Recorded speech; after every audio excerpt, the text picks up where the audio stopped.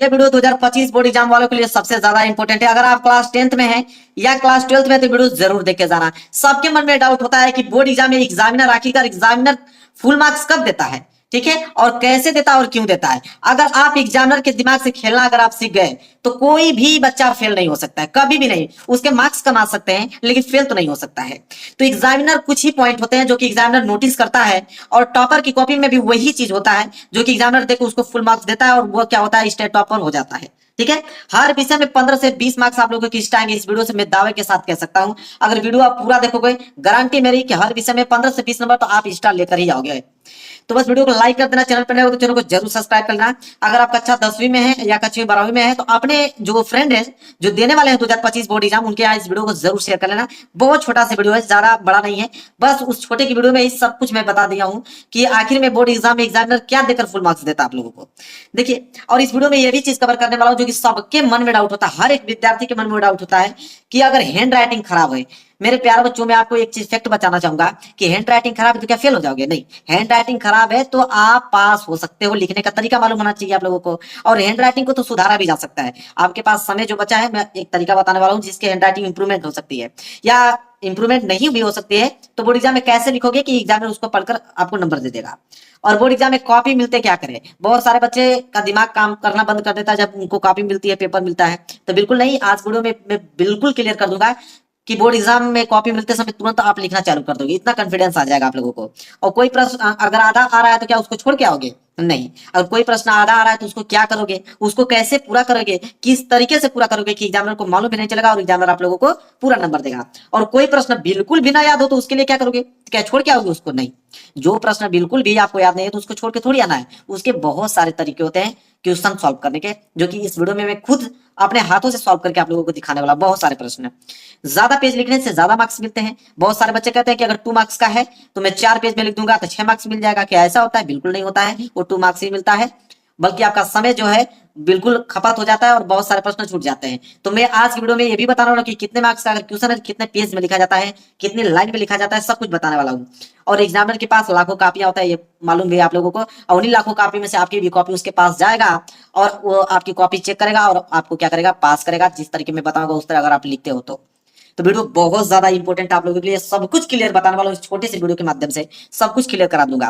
Video को like जरूर कर देना और शेयर कर देना जितने भी फ्रेंड हैं आपके जो 2025 बोर्ड एग्जाम में देने वाले हैं, चाहे वो क्लास 10th के हैं या क्लास 12th के हैं। चलिए सबसे पहले हम लोग स्टार्ट करते हैं। सबसे पहला काम जो आप लोगों को करना है, देखिए सबसे पहला काम जो होता है किसी भी विद्यार्थी की, चाहे वो टॉपर हो, चाहे वो एवरेज स्टूडेंट हो, चाहे वो बिल्कुल वीक हो, तो बोर्ड एग्जाम में कॉपी मिलने के बाद हर एक विद्यार्थी यही काम करता है। सबसे पहले ध्यान से अपना रोल नंबर भरिए, एडमिट कार्ड लेकर जाइए, बिल्कुल ध्यान से रोल नंबर आप लोगों को भरना है। रोल नंबर में बिल्कुल मिस्टेक नहीं होना चाहिए मेरे प्यारे, बिल्कुल मिस्टेक नहीं होना चाहिए। रोल नंबर गलत का मतलब कि कॉपी आपकी चेक नहीं होगी, ये बात तो आप लोगों को भी मालूम है।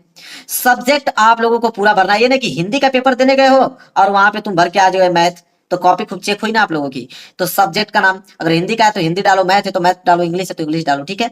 इसके बाद पेपर कोड सबसे ज्यादा इंपॉर्टेंट। पेपर कोड का मतलब समझते हो? चलो मैं दिखा देता हूँ पेपर कोड किसे कहते हैं भाई। देखो पेपर कोड इसे बोलते हैं। ये 2025 का पेपर है गणित का मेरे पास, 822 आईबी। तो ये जो 822 आईबी है ना, इसी को बोलते हैं पेपर कोड। इसे बहुत ध्यान से भरा जाता है क्योंकि 7 सेट के पेपर बन के आते हैं। अगर आपने मान लीजिए कि 824 गलती से ए बी भर दिया तो एग्जामिनर 824 ए बी के आंसर शीट से आपका कॉपी चेक करेगा और सारा आंसर गलत होता चला जाएगा और फिर पता चलेगा कि आप फेल हो गए।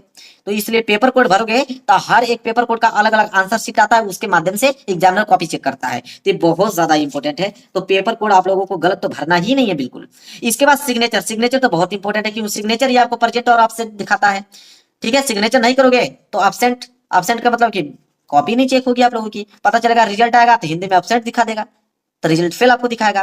तो ये 4 चीजें कुछ भी कीजिए चाहे ना कीजिए, चाहे आप बिल्कुल क्यों ना पढ़ने ब्रिलियंट हो, ये तो काम करना ही आपको पड़ेगा।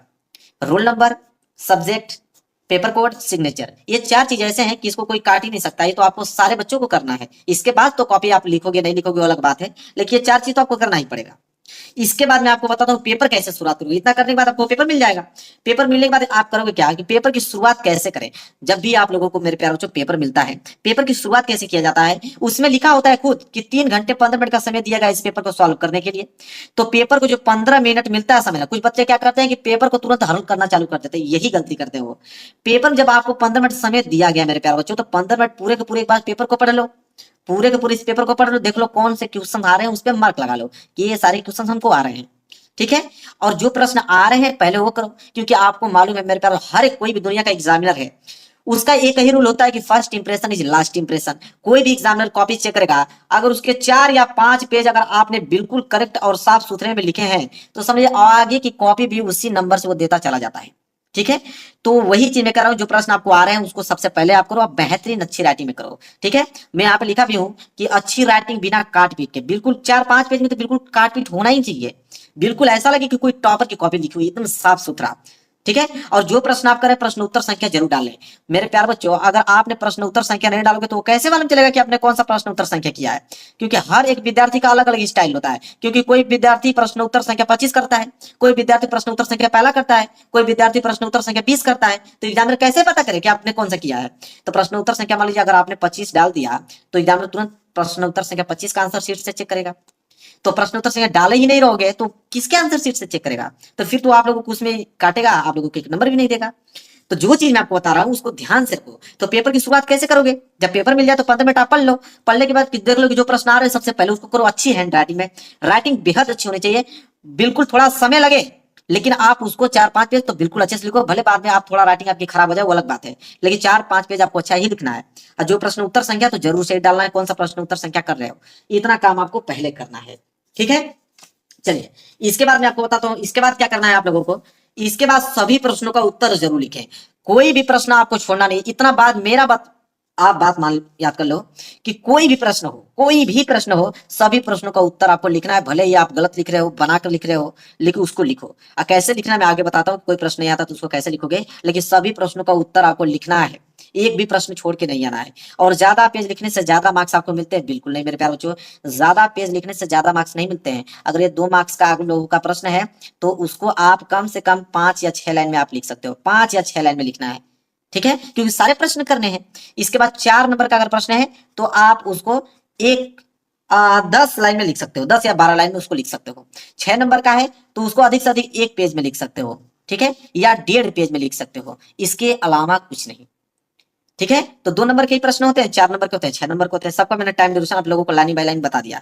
ये नहीं कि आप लोगों को पूरा का प्रश्न करने और बात मालूम चले कि लास्ट में पूरा प्रश्न ही छूट गया, 2-4 प्रश्न छूट गया आप लोगों का। तो समय भी ध्यान रखते हुए सारे प्रश्नों को करना है।